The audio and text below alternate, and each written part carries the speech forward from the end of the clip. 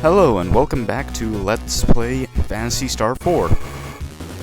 I won't be talking too much about the random encounters down here because they're mainly upgrade versions of stuff we fought already, stuff we have fought already, or just aren't all that interesting overall.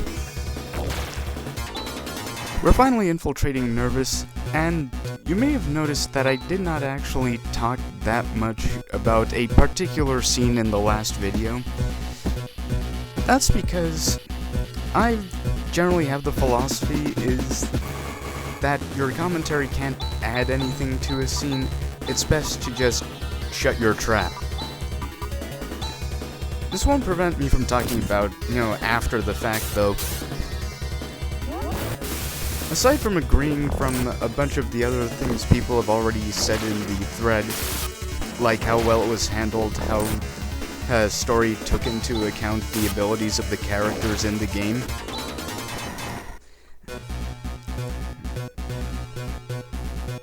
I guess it's just the kind of stuff I play or watch, but I actually appreciate part of that scene more after being exposed to a lot more RPGs and shonen heroes and so on. One of the things I like most about that scene nowadays is how Chaz is not totally oblivious to Rika.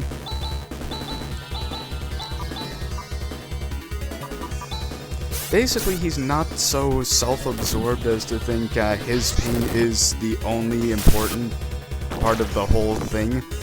So when Rika comes up to him and is like, I want to help you, but I need help too, he's like, okay, I think we can work something out. There's really no time in Phantasy Star 4, unlike some other games I've played, where I feel like grabbing Chaz by the jacket and, yelling, "Be a human being! It's not hard!" So yeah, I kind of appreciate that. Anyway, most of the enemies down here are machines, which means that Demi is especially useful. I forget exactly what this thing does, but I'm pretty sure it summons float mines, which are basically the bomb equivalent of Phantasy Star 4.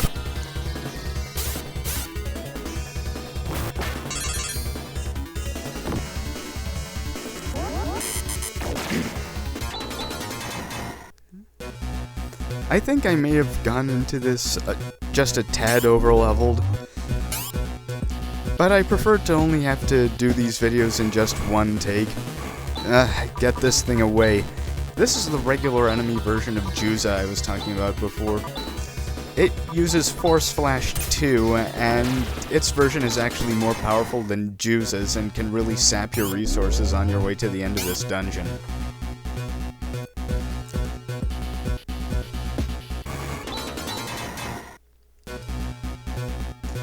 Yeah, while I was grinding up in preparation for this vid, I accidentally took the ceramic gear for Demi that was inside this box, so I decided to just, take my medicine and go right back there to show people where it was. I'm here to show off as much of the game as I can fit in here, so that includes all of the side dungeons, all of the hunter quests, and so on. And all of the treasures I can remember.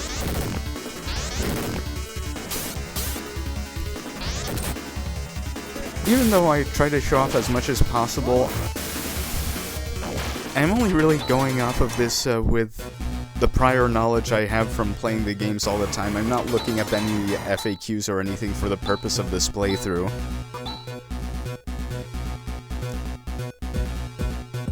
I do look up things like supplemental material and background information about the production as much as I can, but no actual mechanical stuff, aside from maybe the game's technical data.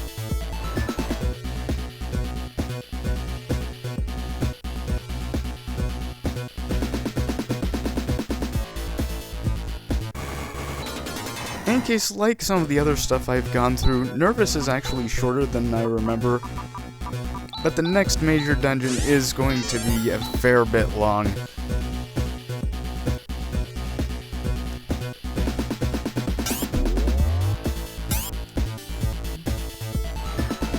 For some reason, I actually ended up getting my normal non-recording encounter rate this time around. So not much of this video actually had to be cut. I think I only ended up having to cut like 2 or 3 minutes off of the video in the end.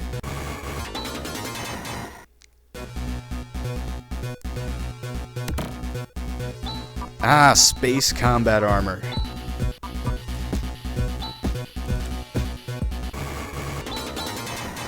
Demi is finally a truly worthwhile combatant on our team, combined with all the weapons and armor she picked up in this dungeon.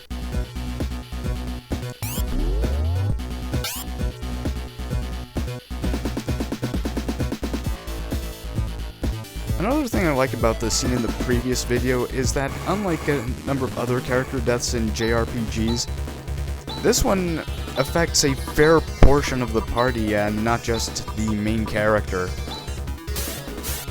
Because remember, Chaz could not sleep.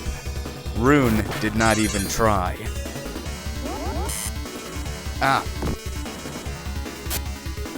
Blausen is notable in that it resists most of what you can throw at it, and it actually drops laser claws.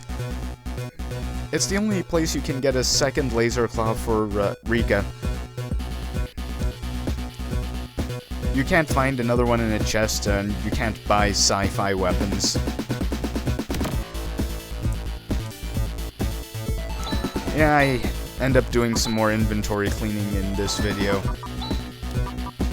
Nothing particularly lengthy. If I need to do anything really major, I just off-screen it, because inventory management is not really exciting gameplay.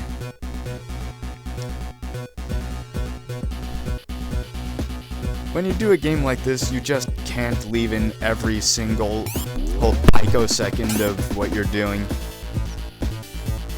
There are some things that just aren't interesting, no matter what game you're playing.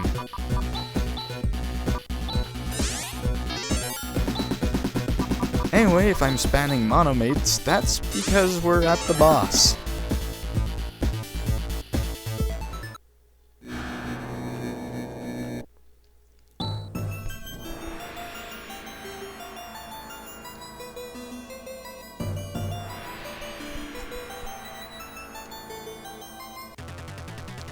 Okay, so Zio is the first, what I consider, real boss of Phantasy Star 4, because the pattern you take in fighting him is really what sets the model for all later boss encounters in Phantasy Star 4.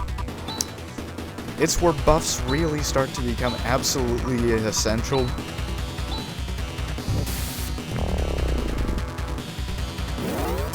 Oh yes, the thing about Magic Barrier is that it's actually a buff that increases Zio's defensive stats basically to the maximum allowed in the game data. Now, I decided to set up a macro here because you guys were like, I see you're trying to play Phantasy Star 4. Would you like some help with that? So I set up a combo attack and it actually worked, as you saw.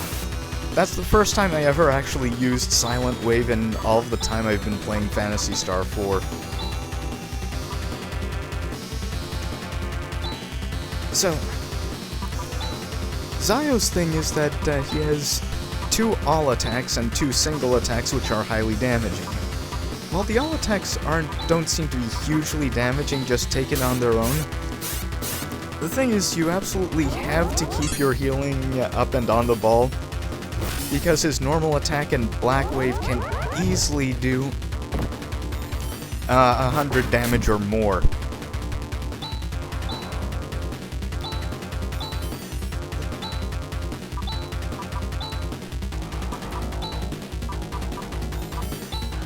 It's a fight where you really can't afford to conserve technique points or anything like that. Because if you try to ride it a bit, you will get punished. It's happened to me more than once. So Zio is really the boss where the game stops screwing around with you and saying, you know, this is what Phantasy Star 4 is going to be like from this point on. I did come into this fight a little over-leveled though, so he's not as hard as he could be. but I do have a close call or two in here.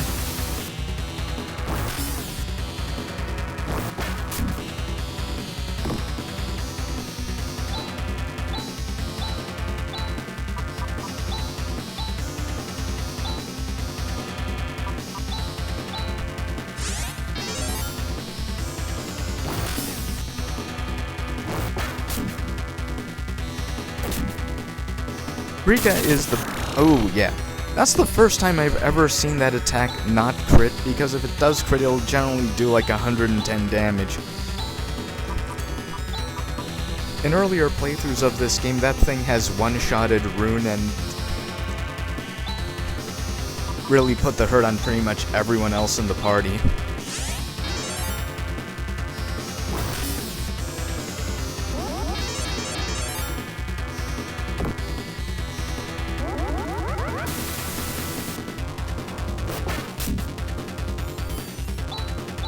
I can't really say I've gotten that much better at the game in all the time I've played it.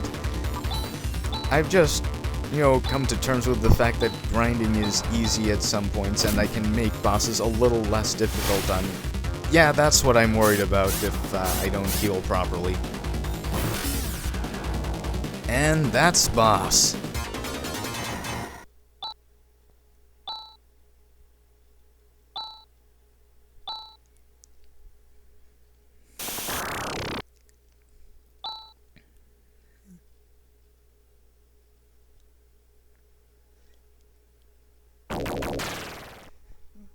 Dark Force does not care about your problems.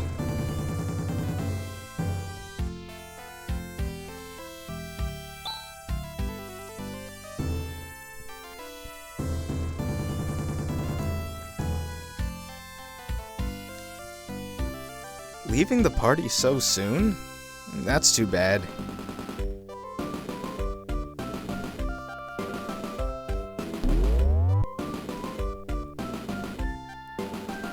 But anyway, we've now completed the beginning of Phantasy Star 4.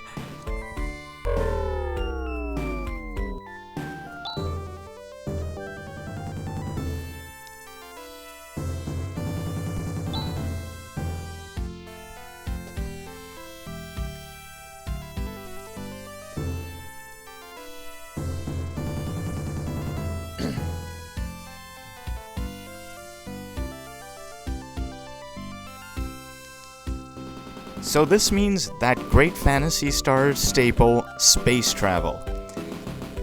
Every game in the classic series has had space travel to other planets or satellites, even the very first one for the Sega Master System.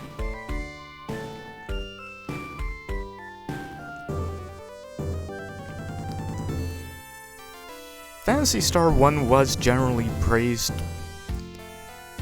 not just because it was a fine game for the 80s, but also because it added sci-fi elements in a genre that was generally dominated by pure sword and sorcery fantasy RPGs. Might and Magic accepted, of course.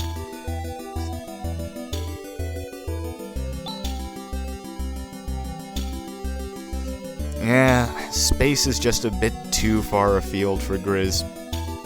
Besides, he's already completed his motivation for the game. Not much more we can do about that.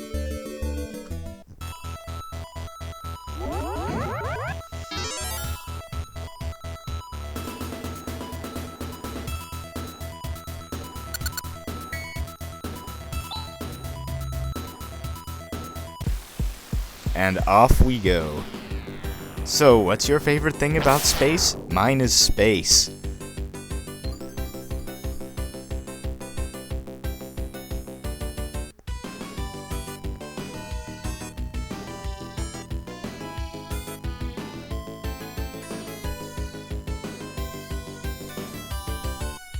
Okay, time to see what's up with Ren.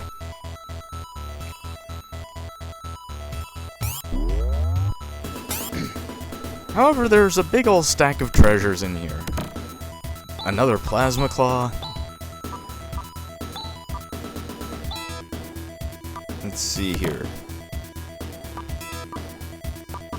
A fighting game.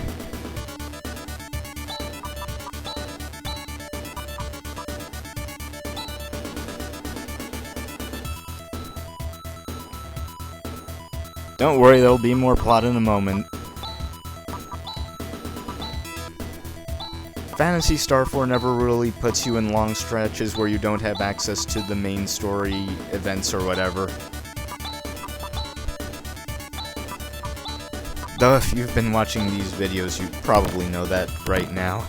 You need to figure out what I actually mean to say these days.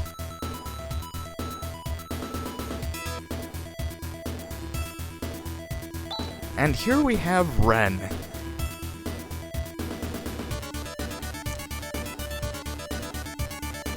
An android of the same model was one of your basically permanent party members in Phantasy Star 3, though in the Japanese version that was Siaren and this Ren is Fuoren, or 3 Ren and 4 Ren.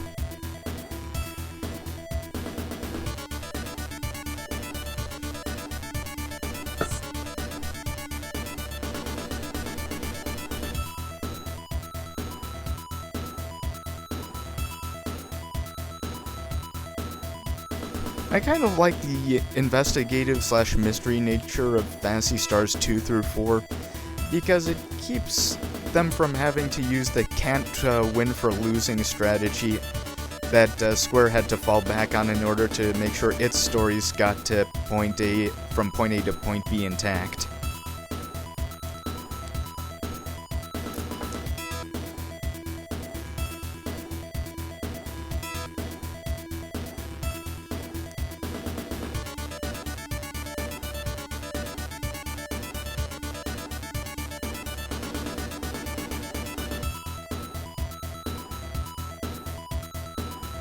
Yeah, that's true. And we now have our 4 permanent party members. There's a very specific reason that these 4 are the permanent members, and I'll be going over that sometime later. It would actually spoil a couple of things if I explained it right now.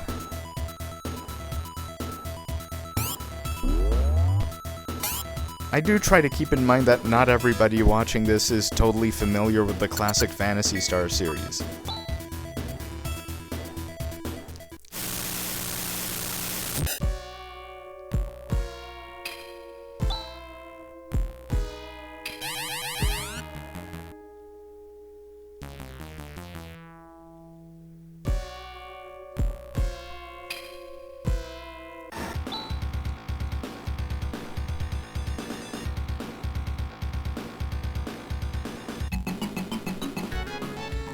Yeah, they give him boss music, but he only has like 500 hit points. I'm not even going to give him the boss information box. He won't even get an action, really. At least not as far as I remember.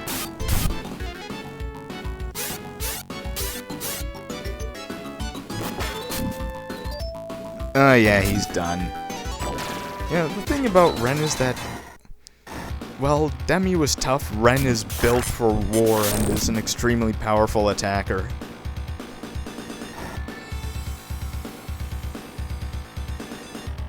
Well, I guess when you have all you have is the arcane energies of total destruction.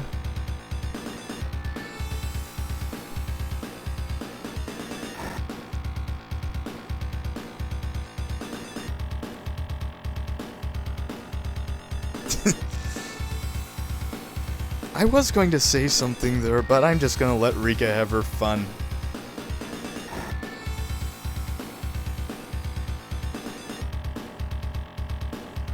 There's actually a very good reason for that, too. That will also be explained at about the same time where I explain why these are the core 4 of the party for the rest of the game.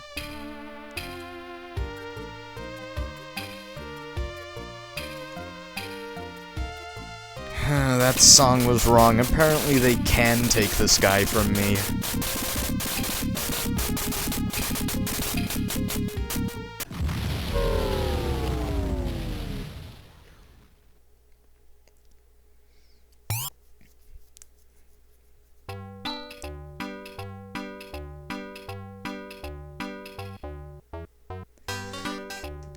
This is Raja, perhaps the most broken character in the entire Phantasy Star series.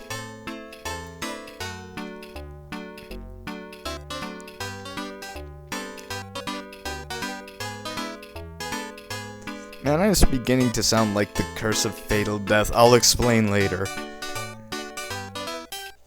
But he must have nerves of steel. A spaceship lands on his house and he's like, "Who are you? What is that thing? What are you doing here?"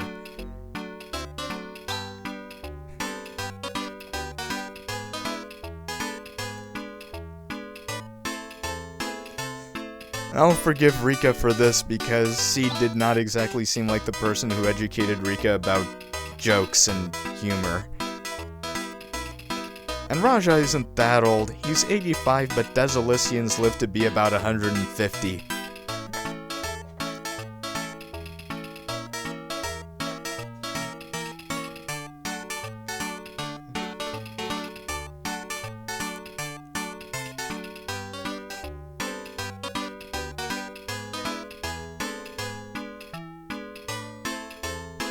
I can just imagine the four of them scrunched down in a huddle. Take him! He makes the game easy mode! Aside from being the most powerful healer in the game, he has a skill that restores the technique points of everyone in the party. He also has a higher magic stat than Runda has.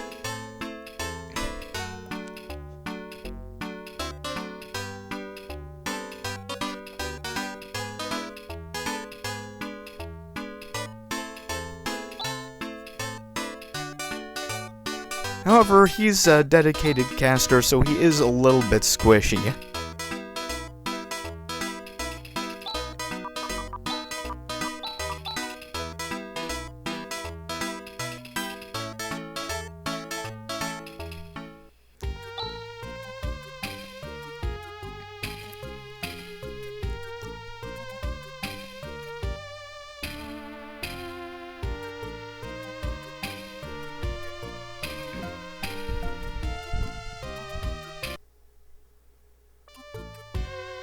Did he just try to hit on Rika? Well, we've gotten ourselves into quite a pickle. I'll see you next time, though.